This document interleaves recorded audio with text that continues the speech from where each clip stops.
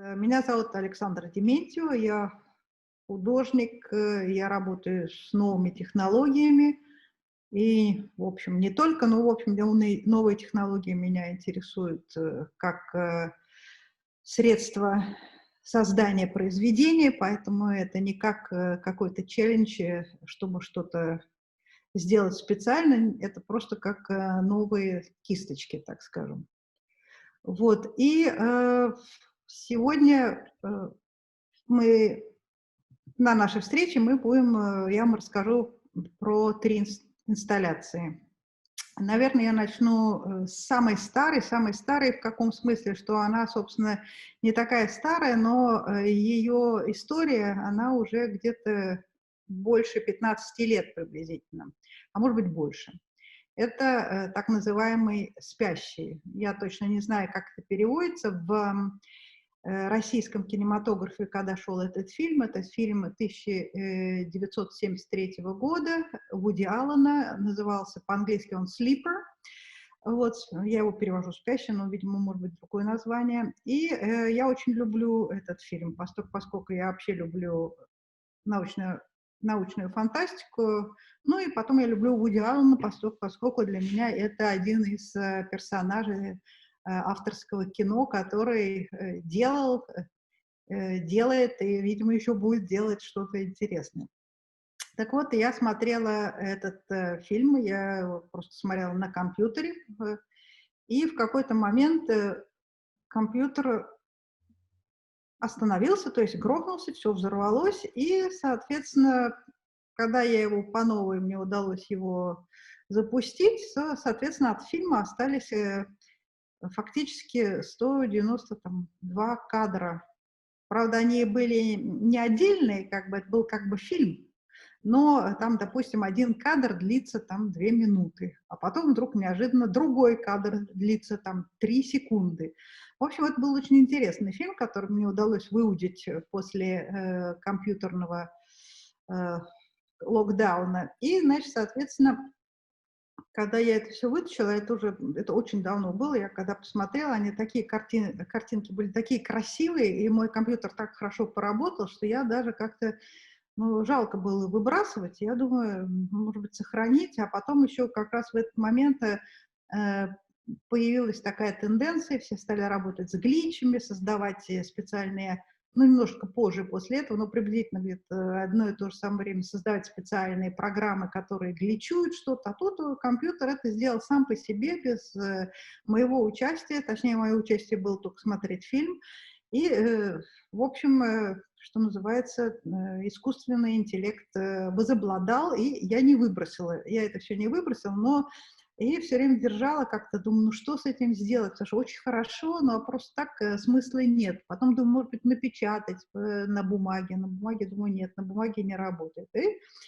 потом случайно была в Метрополитене в Нью-Йорке, и попала, там у них большой зал был с гобеленами. Я думаю, боже, это же именно то, что сделал мой компьютер. Он создал такую матрицу, которая могла бы быть спокойно, так сказать, соткана, как используя технику гобелена.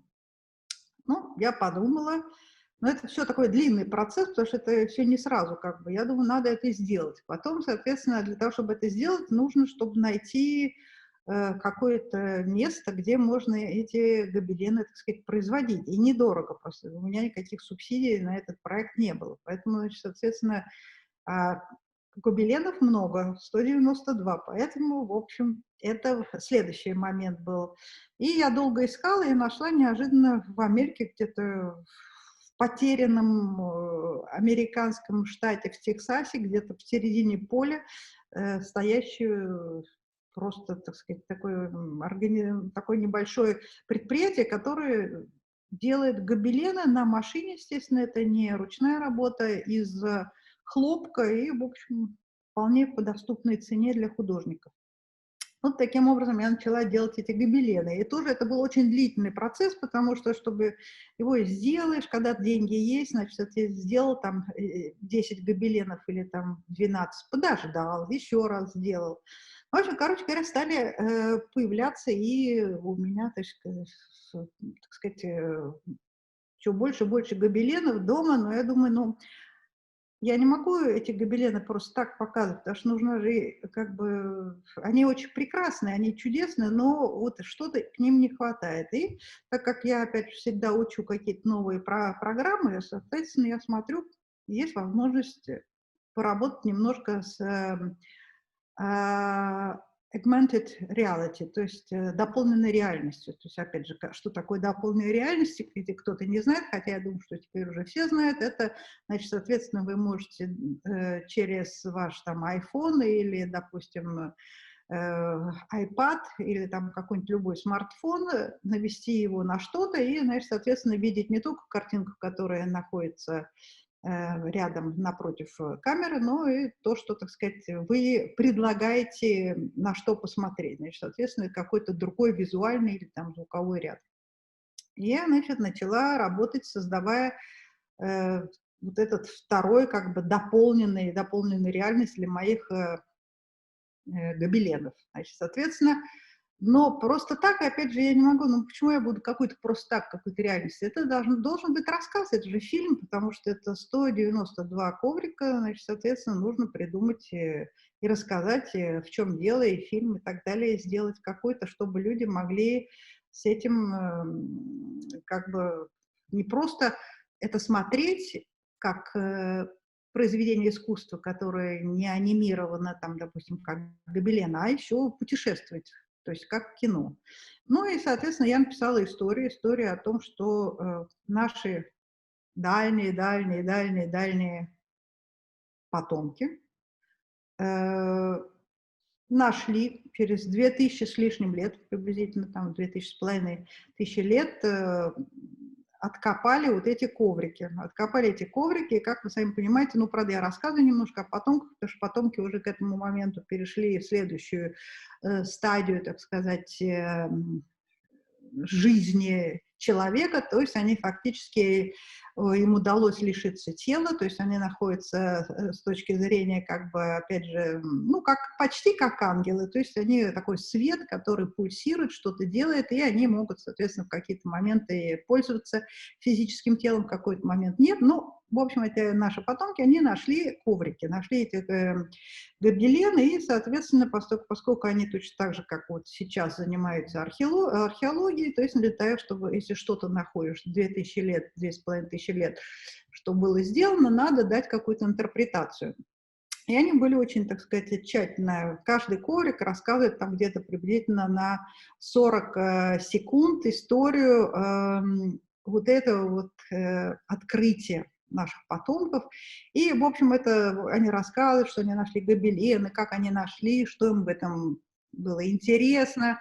Потом, соответственно, про кинематограф. Ну, в общем, очень такая длинная история, которая заканчивается тем, что на самом деле, в общем, они все поняли. В общем, то, что они нашли, это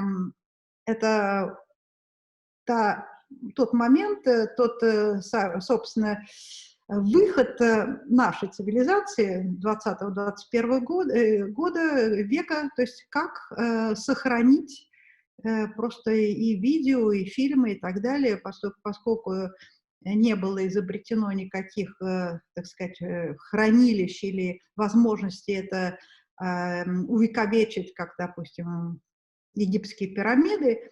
В общем, они решили сделать гобелены, и, соответственно, наши потомки могут по гобеленам воссоздать сюжет фильма «Sleepers». Самое красивое, то есть где он смотрелся очень органично и полностью как бы соответствовал месту и гобеленам, как с точки зрения, как произведения искусства, которое существует уже, вообще, в принципе, гобелен может вообще где-то, можно и у греков уже можно предположить, у древних греков предположить, что они делали какие-то гобелены, по крайней мере, что-то ткали с какими-то, так сказать, сюжетами.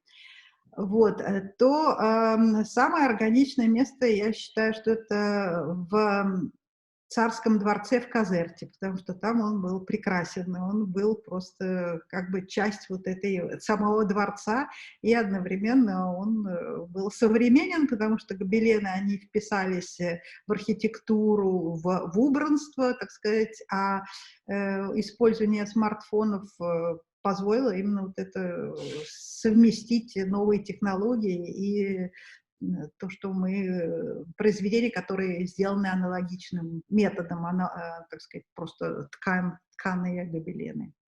Вот. Ну, в общем, вот такая вот история.